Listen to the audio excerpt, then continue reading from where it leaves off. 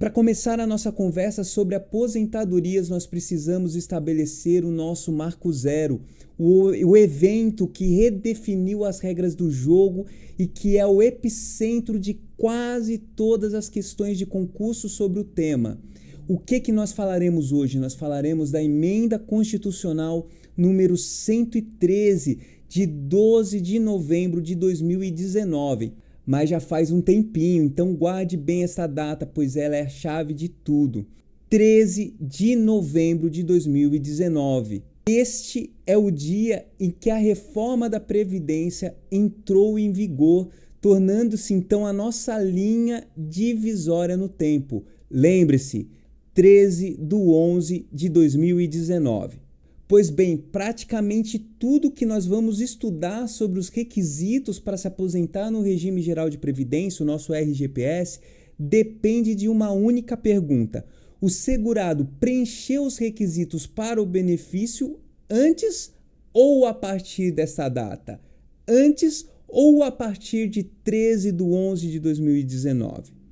Então, a Emenda Constitucional 103 de 2019, conforme o seu próprio texto oficial, ela foi promulgada para, entre aspas, alterar o sistema de previdência social e estabelecer regras de transição e disposições transitórias. E é exatamente isso que faremos hoje: entender o novo sistema e as principais regras que surgiram com ele. Portanto, aperte o cinto que nós vamos rumo a essa jornada de conhecimento. Imaginem um mapa em que a data 13 de novembro de 2019 é o ponto de partida. A partir dela, existem 3 grandes caminhos que o segurado pode seguir para se aposentar. Portanto, compreender essa estrutura de 3 vias é fundamental e evita 90% da confusão que este tema pode gerar.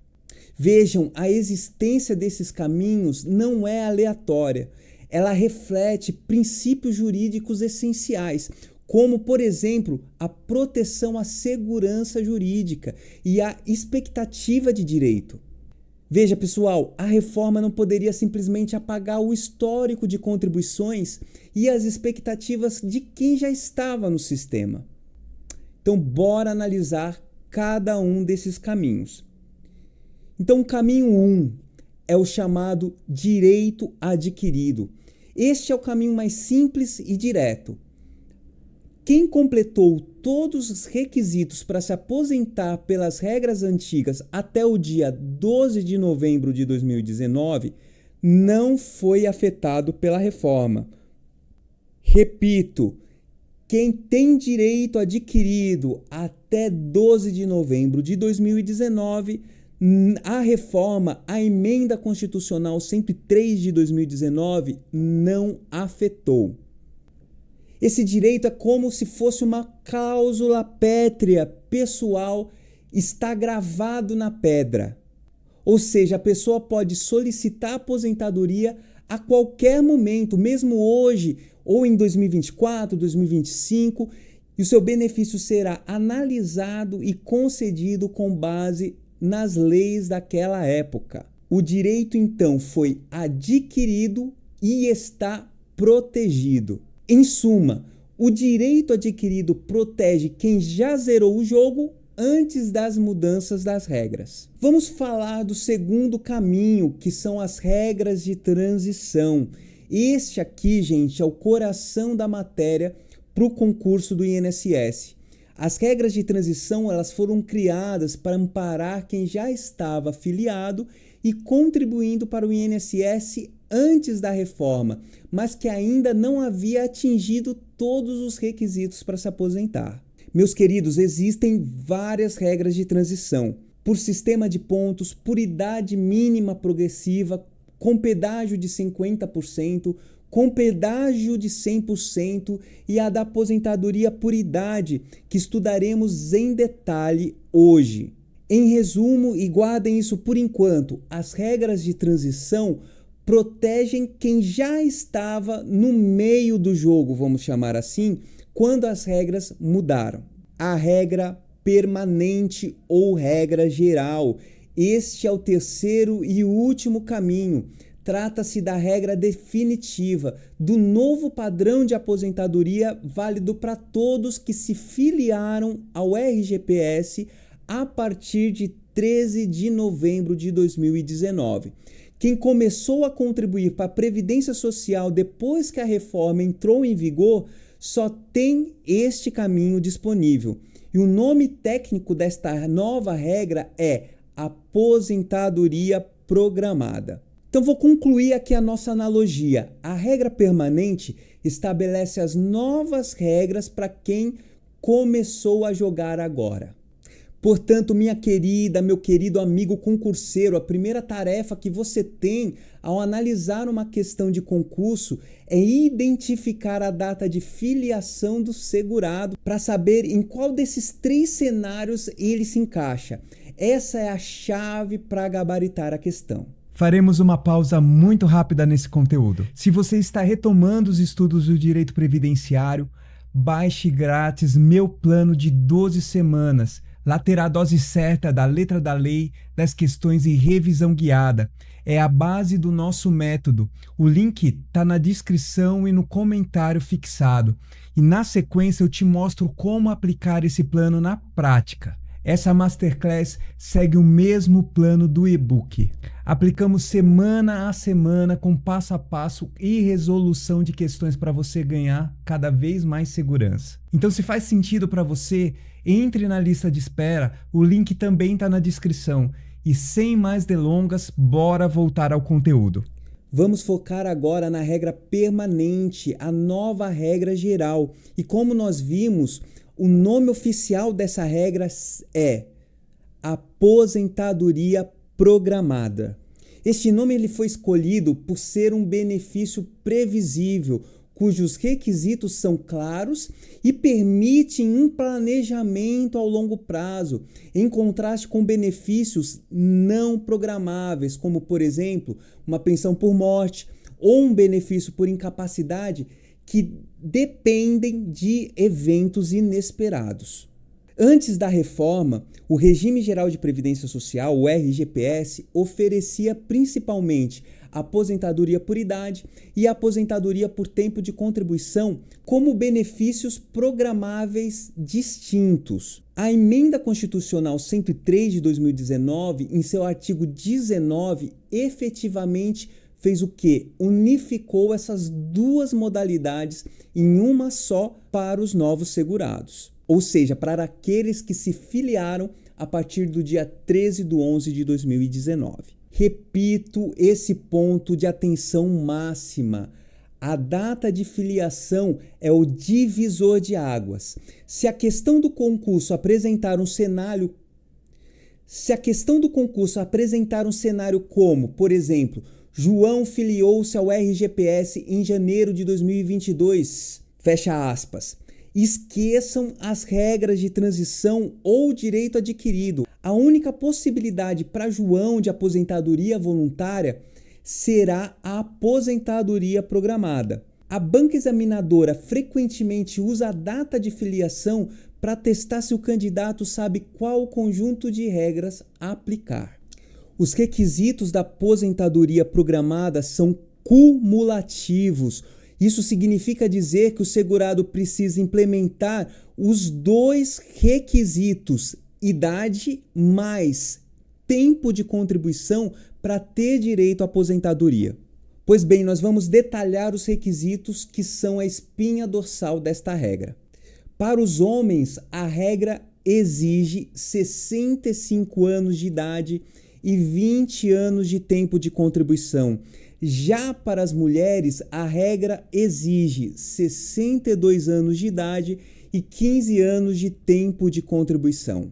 Vejam, é crucial observar a diferença no tempo de contribuição mínimo exigido, que são 20 anos para os homens e 15 anos para as mulheres. Antes da reforma, a aposentadoria por idade exigia 15 anos de contribuição para ambos os sexos. No entanto, a nova regra permanente aumentou essa exigência somente para os homens. E essa distinção será fundamental quando compararmos essa regra com a regra de transição da aposentadoria por idade. Além da idade e do tempo de contribuição, existe um terceiro requisito, que é o pulo do gato que separa o candidato aprovado daquele que fica pelo meio do caminho, que é a chamada carência. Logo de cara, nós podemos definir a carência como sendo o número mínimo de contribuições mensais que o segurado precisa para fazer jus ao benefício. E para aposentadoria programada, a carência exigida é de 180 meses. Mas, professor, qual que é a diferença prática entre o tempo de contribuição e a carência? E esta dúvida, meu nobre concurseiro, ela é uma dúvida comum e uma fonte de erros. Pensem da seguinte forma: se um segurado trabalhou por 10 dias em um determinado mês e a empresa recolheu sua contribuição sobre o salário desses 10 dias, sempre respeitando o mínimo, ele terá o quê? 10 dias de tempo de contribuição, mas terá uma competência para fins de carência. A carência não conta os dias, mas sim os meses em que houve uma contribuição válida. É um conceito fundamental, é um conceito chave para o direito previdenciário. E para os mais curiosos, ou então para aqueles que buscam um conhecimento mais aprofundado, vale aqui mencionar que houve um intenso debate jurídico sobre a exigibilidade da carência na aposentadoria programada. E a razão se deu porque o texto da Emenda Constitucional 103, ao descrever os requisitos, não mencionou expressamente a palavra carência. E isso levou alguns juristas a argumentarem que ela não seria mais necessária. Contudo, gente, para a tua prova do INSS, o que importa é a norma efetivamente aplicada pelo Instituto. E o INSS, com base na regulamentação do Decreto 3.048 de 99, que foi atualizado pelo Decreto 10.410 de 2020, é o que vale e exige sim os 180 meses de carência. Portanto, não caiam em pegadinhas que sugiram o contrário. Então, a carência é sim um requisito para aposentadoria programada. Esse que eu vou mostrar aqui para você, uma tabela resumo da regra permanente, da regra geral, ou seja, para quem se filiou depois do dia 13 de novembro de 2019. Essa planilha, essa tabela, ela vai te ajudar na memorização e numa revisão rápida sobre os requisitos da aposentadoria programada. E eis que nós chegamos na parte mais importante da nossa aula, e eu peço muita atenção para vocês, porque esta regra representa o que a maior parte da população hoje busca nas aposentadorias. A chamada aposentadoria por idade urbana, que conhecíamos antes da reforma, não foi extinta para todo mundo. Ela se transformou em uma regra de transição prevista lá no artigo 18 da Emenda Constitucional 103 de 2019. E essa regra funciona como uma ponte que mencionamos, destinada àqueles que estavam no sistema contribuindo antes da reforma, mas que não conseguiram reunir todas as condições para se aposentar até 12 de novembro de 2019. Portanto, se a questão do concurso disser, abre aspas, Maria contribuía para o INSS desde 2010, fecha aspas, essa questão é uma forte candidata a utilizar a regra de transição, pois a filiação de Maria foi anterior à reforma. Daí você me pergunta, professor, quais são os requisitos desta importante regra de transição? Eu te respondo, eles são muito parecidos com os requisitos da aposentadoria programada, mas com uma diferença crucial, que é um objeto constante em provas de concurso. Observem que para as mulheres os requisitos são 62 anos de idade, 15 anos de tempo de contribuição e 180 meses de carência. Para os homens, por sua vez, os requisitos são 65 anos de idade, 180 meses de carência. E aqui está a grande diferença que vocês precisam memorizar. 15 anos de contribuição. Vocês perceberam bem a pegadinha? Na regra permanente, para os novos filiados, o homem precisa de 20 anos de contribuição. Nesta regra de transição para os filiados antigos, ele precisa apenas de 15 anos. Essa é a grande colher de chá, a vantagem que a transição ofereceu para o homem que já estava no sistema, mas não tinha ainda se aposentado. Manter o tempo de contribuição de 15 anos para os homens foi uma das grandes principais concessões da regra de transição por idade. Portanto, gente, essa informação vale ouro na prova, pois uma questão pode apresentar um homem com 65 anos, 17 anos de contribuição e o candidato desatento, pensando na regra permanente de 20 anos, poderia errar a resposta. Para as mulheres, por sua vez, a idade de 62 anos nessa regra de transição não surgiu de uma hora para outra. A emenda constitucional previu um aumento gradual, uma escadinha para suavizar a transição da idade anterior,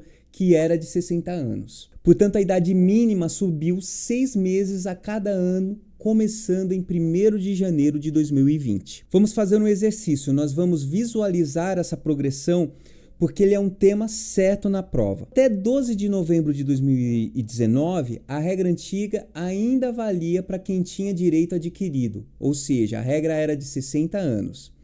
Em 2020, a idade mínima subiu para 60 anos e meio, 60 anos e 6 meses. Depois, em 2021, subiu mais 6 meses. A exigência passou a ser 61 anos de idade. Em 2022, alcançou 61 anos e meio ou 61 anos e 6 meses. E, finalmente, a partir de 1º de janeiro de 2023, a idade se estabilizou em 62 anos, que é a regra vigente hoje para essa modalidade. Tá, professor, mas por que eu tenho que saber dessa transição se nós já estamos na regra vigente hoje, que é 62 anos para a mulher?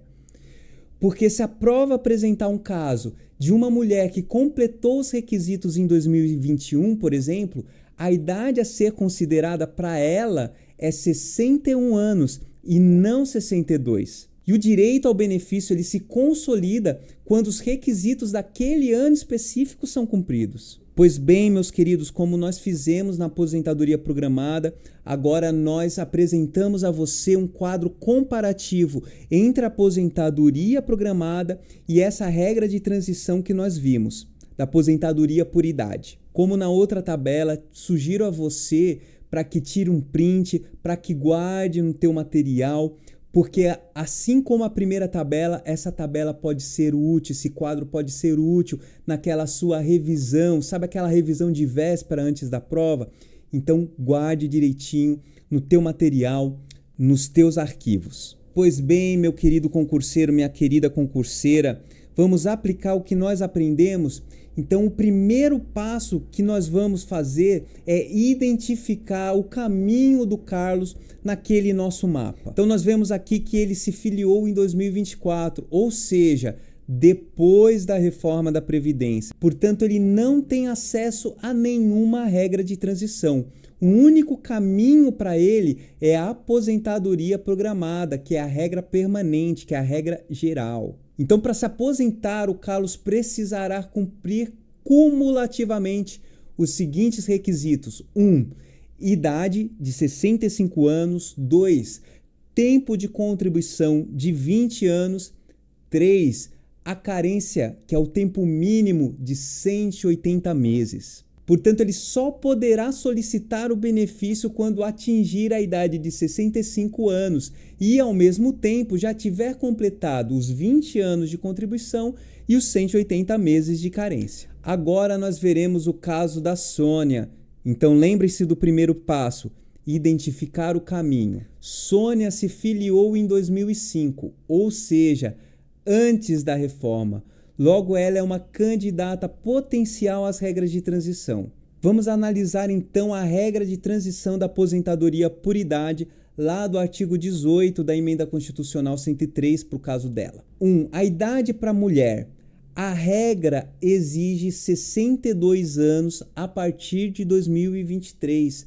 A Sônia, aqui no nosso exemplo, tem 62 anos em 2024, ou seja, a idade, o requisito idade está cumprido.